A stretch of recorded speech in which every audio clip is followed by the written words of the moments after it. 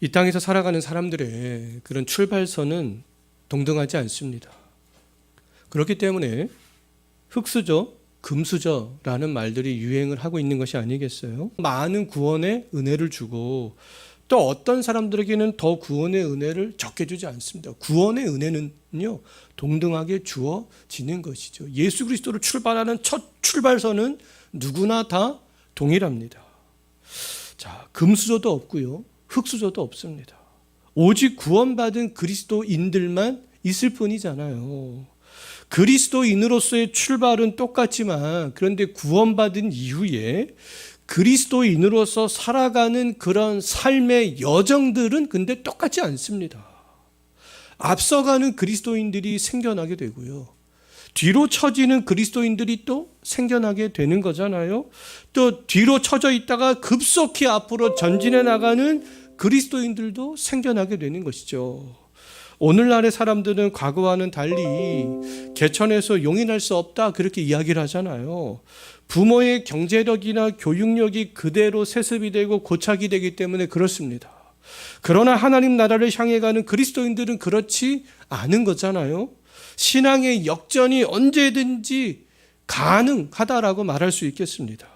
기독교는 먼저 된 자가 나중되고 또 나중된 자가 먼저 될 수도 있습니다. 그리스도인들의 출발은 똑같지만 신앙이 역전이 가능한 이유, 어떤 사람은 짧은 신앙의 경력임에도 신앙이 급속하게 성장해 나가고 또 어떤 사람은 오랫동안 교회 생활을 했음에도 신앙이 잘 성장하지 않는 이유는요, 오늘 본문에서 해답을 찾을 수가 있습니다. 세상에서는 부모의 경제력과 교육력에 따라서 삶이 거의 고착이 되지만 신앙은 그렇지 않습니다. 오늘 읽었던 23절 말씀을 한번 보십시오. 신앙의 성장은 누구에게 달려 있는 것 같아요? 신앙의 성장은 부모나 타인에게 달려 있는 것이 아니라 나에게 달려 있다라는 것들을 알 수 있습니다. 내가 말씀을 듣고 깨닫는 여부에 따라 달라진다라는 것들을 알 수 있어요. 말씀을 듣고 깨닫는 것에 따라서 또 각 사람이 맺는 결실의 양이 또 달라지게 된다라는 것도 알 수 있습니다. 자, 우리의 신앙의 변화는 내가 말씀을 듣고 깨닫는 것과 그 밀접한 관련이 있습니다. 우리의 신앙의 성장은 말씀을 듣고 깨닫는 것과 밀접한 연관이 있다라는 것이죠. 이것을 통해서 신앙의 역전들이 가능하다라는 겁니다. 말씀을 듣고 깨닫는 것이 많은 성도일수록 주께서 원하는 결실도 삶의 각 분야에서 다양한 결실들을 맺으면서 살아갈 수 있게 되는 것이 아니겠어요? 어떤 곳에서는 100배의 결실을, 또 어떤 곳에서는 60배의 결실을, 또 어떤 곳에서는 30배들의 그런 결실들을 맺으며 살아갈 수 있게 되는 것이 아니겠습니까? 좀 전에도 말씀을 드렸지만 우리 그리스도인들은 신앙의 첫 출발선은 모두 다 똑같습니다. 흙수저도 금수저도 없어요. 구원받은 그리스도인들의 토대는 동일합니다. 기초석은 동일해요. 모든 그리스도인들은 주가 원하시는 결실을 맺을 수 있는 좋은 땅을 주께로부터 공평하게 이미 다 나누어 받았습니다. 토대가 동일하다라는 거잖아요. 자, 모든 그리스도인들의 심령이 좋은 땅이 될 수 있는 이유에 대해서는 마태복음 13장 37절에서 그렇게 말씀하고 있습니다. 주께서 친히 우리의 심령에 좋은 씨를 뿌리셨기 때문에 그런 것이죠. 주께서 다 뿌리셨습니다. 좋은 땅은 그러면 우리의 힘으로, 우리의 노력으로, 부모의 경제력이나 교육력으로 되는 것이 아니다라는 거잖아요. 좋은 땅은 우리 인간의 힘으로 되는 것이 아니라 주께서 만들어 주시는 것이다라는 겁니다. 주께서 우리의 심령에 천국의 말씀으로 뿌려서 우리가 천국의 아들들이 되게 하신 것이죠. 이미 모든 구원받은 그리스도인들은 좋은 땅들을 다 갖고 있는 거예요. 우리는 이미 좋은 땅이 되었기 때문에 그럼 주께서 원하시는 그런 열매들을 우리가 살아가는 삶의 각 처소에서, 가정과 교회와 사회 어디에서든지 열매를 맺을 수 있습니다. 어떤 사람은 교회에서 100배, 어떤 사람은 가정에서 100배, 어떤 사람은 사회, 직장에서 100배, 또 어떤 사람은 60배, 30배. 그렇게 맺으며 살아갈 수 있는 거잖아요. 자, 그럼 신앙이 성장해 나간다라는 것은요, 주께서 원하시는 결실을 맺는 것과 밀접한 관련이 있습니다. 주께서 기뻐하시는 그런 결실들은 우리를 통해서 드러나는 그 모든 것들이 되겠습니다. 복음의 전도, 거룩한 삶, 교회를 세워가는 어떤 봉사와 헌신, 가정과 교회와 사회에서 맡겨진 그런 우리가 소임을 다하는 것. 가정에서는 부모로서, 교회에서는 어떤 직분자로서, 성도로서, 직장에서는 맡은 바 내가 하고 있는 그 일들을 다함으로, 그렇게 해서 그런 결실들이 드러나게 되는 거잖아요. 주께서 지금도 구원받은 우리들의 심령에 하나님 나라의 말씀을 계속적으로 뿌리고 있습니다. 목사가 증거하는 말씀을 통해서, 또 성경 읽기를 통해서, 말씀 묵상을 통해서 지금도 여전히 주께서는 뿌리고 계신다라는 사실이죠. 좋은 씨는요, 그렇다면 주께서 뿌리는 것이기 때문에 말씀 자체에는 아무런 문제가 없습니다. 말씀 자체는 아무런 문제가 없어요. 어떤 대형 교회 목사가 뿌리는 것과 작은 교회 목사가 뿌리는 것 차이가 없습니다. 어떤 박사학위를 가진 성도가 그 말씀을 읽는 것과 초등학교도 졸업하지 못한 성도가 말씀을 읽는 것 차이가 없다라는 거예요. 말씀 자체는 아무런 차이가 없습니다. 자, 어떤 사람이 하나님의 말씀을 전하든지, 내가 어떤 방식으로 말씀을 읽든지, 내가 어느 곳에서 말씀을 묵상하든지 상관없다라는 거잖아요. 정당한 말씀, 바른 말씀이라면 다 주께서 뿌리시는 좋은 씨다라고 말할 수 있겠습니다. 그렇다면 내 신앙이 성장하지 않는 이유, 내가 주께서 원하시는 그런 결실을 맺지 못하는 이유, 교회가 구원의 방주 역할들을 온전히 하지 못하는 이유는 그런 말씀 자체에는 있지 않다라는 말이잖아요. 말씀 자체에는 주께서 뿌리시기 때문에 능력 있는 말씀이 되겠습니다. 그러면은 그 원인이 어디 있겠어요? 말씀을 듣는 우리들에게 있는 거죠. 사람에게 있는 것입니다.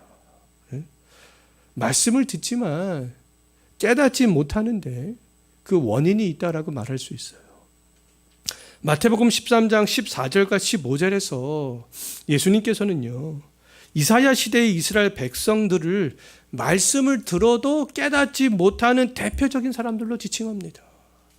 거기에는 당대에 많이 배운 사람들, 왕족들, 귀족들, 지식인들, 부자들 다 있었잖아요. 근데 그들을 다 말씀을 듣고 봤습니다. 그런데 사람들이 깨닫지 못했어요. 그 말씀을 깨닫는 것과 이것이 상관이 있구나라는 것을 알 수가 있습니다. 우리가 무엇을 탓할 필요가 없습니다. 말씀을 깨닫지 못하는 나에게 문제가 있는 거 아니겠어요? 이스라엘 백성들은 이사야가 선포하는 말씀을 듣기 싫어했습니다. 그런데 이사야는 정당한 말씀을 선포했잖아요. 그들이 돌이키지 못하고 그들이 회개하지 못하는 것이 이사야 선지자의 책임이겠습니까? 말씀을 깨닫지 못하는 그 이스라엘 백성들의 책임이 아니겠어요. 많은 성도들이, 우리 교회는 안 그렇지만 우리 목사님의 설교가 어떻고 저떻고 많은 이야기를 합니다. 근데 목사님이 정당한 말씀을 선포한다면 변하지 못하는 것이, 성장하지 못하는 것이 그 목사님 책임이겠습니까? 목사님 책임이 아니라는 것이죠. 깨닫지 못하는 내 책임이라는 것입니다. 이사야는 회개, 심판을 촉구했어요. 메시아를 통한 회복을 선포했습니다. 그런데 사람들은 깨닫지 못했어요. 깨닫지 못했기 때문에 아무런 결실을 맺을 수가 없었습니다. 그럼 사람들은 핑계를 대겠죠. 이사야 선지자가 말하자면 말 같지도 않은, 말씀 같지도 않은 개떡 같은 말씀을 전했기 때문에 그런 거 아니냐. 그런 것이 아니다라는 것들을 우리는 잘 알 수 있습니다. 이사야 선지자가 자기들이 듣기 좋은 말씀을 선포하지 않았기 때문이죠. 그들은 말씀을 보았지만 눈을 감고 보았고요. 말씀을 들었지만 귀를 닫고 들었습니다. 눈을 감지 말고 귀를 닫지 말고 말씀을 보고 들어야 깨달을 수 있는 거 아니겠어요? 눈을 뜨고 귀를 열고 말씀을 들을 수 있는 방법은 말씀을 있는 그대로 듣고 보는 것이죠. 예? 내 생각으로, 나의 경험으로, 내가 처한 환경으로 말씀을 각색하지 말고, 예?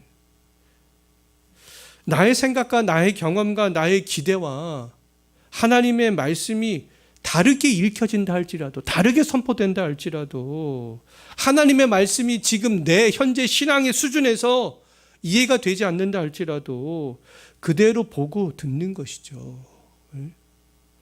이성으로 깨달으려고 하지 말고 마음으로, 주께서 말씀하시니. 심신이 지쳤던 베드로가 이성이나 경험을 앞세우지 않았잖아요. 마음으로, 우리의 영으로 받아들이는 것이죠. 깨닫는 데까지 나아가야 신앙이 성장할 수 있고요, 주께서 원하시는 결실을 맺을 수 있습니다. 오늘날 우리 성도들이 이사야 시대의 이스라엘 백성들처럼 말씀을 듣기만 하고 깨닫지 못하기 때문에 신앙이 성장하지 않는 것이 아니겠어요? 예? 유명하다는 목사님도 설교를 월요일 날에는 이 목사님, 화요일 날에는 저 목사님, 수요일 날에는 저 목사님 다 따라다니면서 온라인으로 듣지만 그런 성도들 치고 신앙이 제대로 성장하는 성도들을 보지를 못했습니다. 왜요? 듣는 데만 하고 깨닫지를 못하기 때문에 그런 것이죠. 예? 가정에서도 성도의 자녀들이 그리스도인다운 자녀들로 양육을 받지 못하는 거 아니겠습니까? 그런 부모님들 밑에서요. 성도들이 모인 교회는 또 힘을 잃어가고 있는 것이 아니겠어요? 사회에서도 힘 있는 그리스도인으로 살아가지 못하는 것이 아니겠습니까? 말씀을 듣고 깨닫지 못하기 때문에 신앙이 성장하지 않는 것입니다. 가정과 교회와 사회 어디에서도 주께서 원하시는 결실들을 맺지 못하는 것이죠. 자, 그렇다면 말씀을 듣지만 어떤 이유 때문에 신앙이 성장하지 않고 주께서 원하시는 결실들을 맺을 수 못하는 것이겠는가? 왜 깨닫지 못하는 것이겠는가? 마태복음 오늘 13장에서 예수님께서 말씀하고 계시는 씨 뿌리는 비유에서 그 원인을 찾을 수가 있습니다. 첫 번째, 깨닫지 못하는 이유. 듣는 데는 열심을 내지만 듣는 말씀을 깨닫지 못하는 이유. 이스라엘 백성들이 그랬습니다. 이사야 시대에. 오늘날의 많은 성도들도 역시 이사야 시대 이스라엘 백성들과 동일한 그런 모습을 갖고 있잖아요.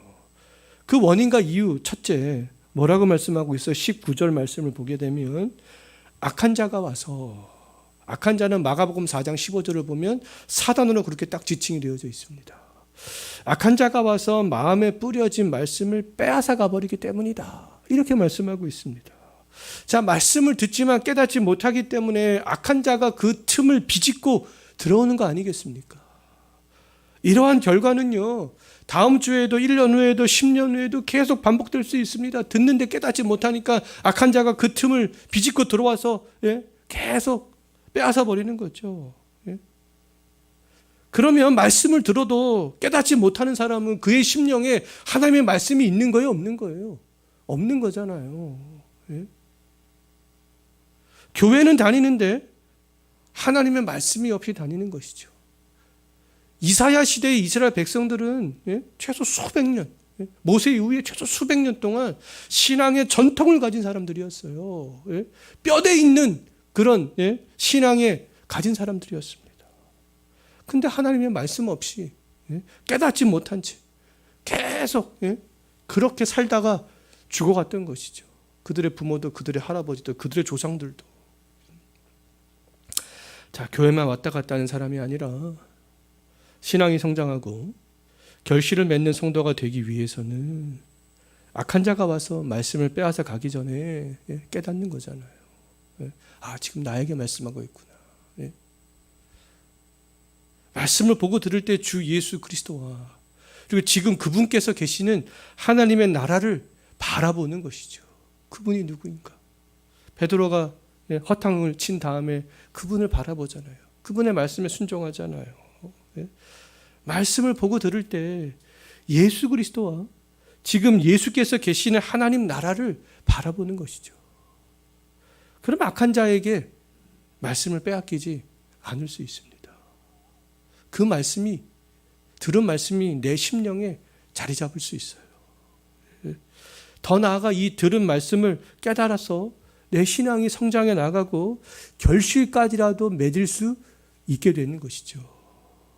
자, 두 번째는 21절에 있는데요. 원인에 대해서 말씀하고 있는데, 환난이나 박해가 왔을 때 걸려 넘어지기 때문에 그렇습니다. 환난과 박해가 오기 전까지는, 내 삶이 평안할 때에는 말씀을 그냥 기쁨으로 받는 것처럼 보일 수 있습니다. 삶이 평안하기 때문에, 아무런 어려움이 없기 때문에요. 근데 환난과 박해가 나서 신앙을 버리거나 교회를 떠나게 된다면 말씀을 그동안에 깨달으면서 신앙생활을 한 것이 아니다라는 것이죠. 그냥 환경의 편안 가운데 종교인으로서 신앙생활을 한 것에 불과합니다. 이러한 사람들은요, 즉흥적으로 교회 일에 열심을 낼 수 있어요. 즉흥적으로 열심을 내기 때문에 주변에서 보면 아주 신앙이 좋은 사람처럼 보일 수 있습니다. 일시적으로 엄청난 헌신도 할 수 있어요. 그러나 말씀을 깨달은 신앙이 아니기 때문에 조그만 박해에도 넘어지게 되는 것이죠. 그러면 그러한 성도의 마음에는 말씀이 없었던 거 아니겠습니까? 말씀이 없었던 것이 아니겠어요? 신앙인으로 살아갈 때, 교회의 일원으로 헌신하고 봉사할 때, 그럼 주를 향한 마음으로 하는 것인가? 아니면 나의 감정과 나의 만족을 위해서 하는 것인가? 이것들을 우리가 점검을 해 봐야 되는 거 아니겠습니까?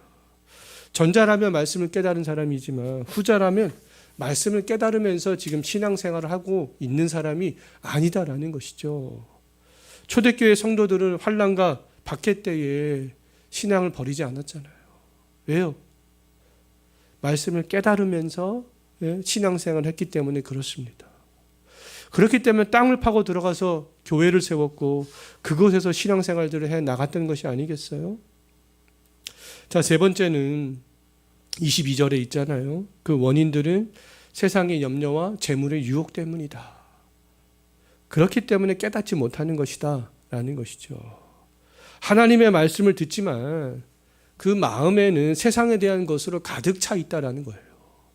세상에 대한 염려와 재물에 대한 마음이 내가 듣고 읽은 그 말씀을 밀어내버리는 것이죠. 하나님의 말씀을 세상에 있는 것으로 바꾸어버리기 때문에 그렇습니다. 이런 사람들은 교회를 다니면서도 온통 물질에 대한 생각으로 가득 차 있어요.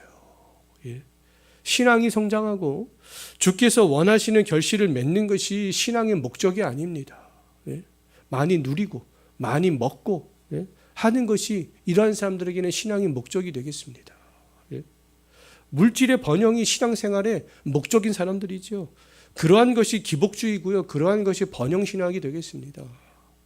기복주의와 번영신앙은 말씀을 들어도 깨닫지 못하는 사람들이 만들어낸, 제가 생각할 때는 아주 나쁜 그런 작품들이에요.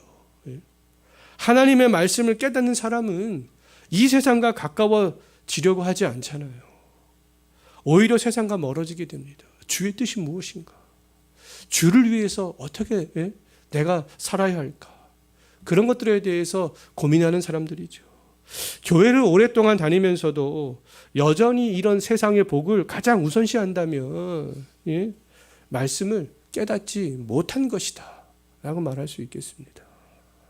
결론적으로 구원의 출발은 같지만 우리가 신앙의 차이가 나는 것은요, 말씀을 깨닫지 못하기 때문에 그렇습니다. 내가 어떤 교회를 다녔기 때문에 그런 것이 아니라, 내가 어떤 환경에 있기 때문에 그런 것이 아니라 말씀을 깨닫지 못하는 나에게 그 원인이 있다라는 겁니다. 삶에서 드러내는 결실의 차이가 나는 것도 마찬가지죠.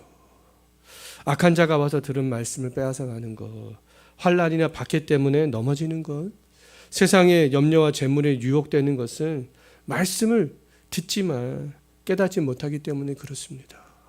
예. 이것은 말씀에 듣는 양과 관련이 있는 것이 아니라 깨닫는 양과 관련이 있습니다. 우리의 신앙의 성장은요. 그렇다면 우리는 말씀을 듣는 것에서 만족해 해서는 안 되잖아요. 예. 들은 말씀을 뭐 하는데요? 깨닫는 데까지. 예. 마음으로 받아들이고 주를 바라보고 예. 주께서 계시는 하나님의 나라를 바라보고 그럼으로써 우리가 말씀을 듣고 본다면 충분히 깨닫는 데까지 나아갈 수 있는 거 아니겠습니까? 우리는 이미 주의 은혜로 좋은 땅이 된 사람들이에요. 우리는 충분히 주께서 원하시는 결실을 맺을 수 있는 사람들입니다. 말씀을 깨닫기를 원하는 마음으로 하나님의 뜻을 정말 알기를 원하는 마음으로 말씀을 듣고 읽는다면 말씀을 깨달아서 정말 내가 살아가고 있는 삶의 전 영역에서 주께서 원하시는 결실을 맺으며 살아가게 될 줄로 믿습니다. 주께서 원하시는 결실들을 우리가 맺으며 살아갈 수 있도록 우리 그것을 위해서 다 같이 한번 기도하겠습니다.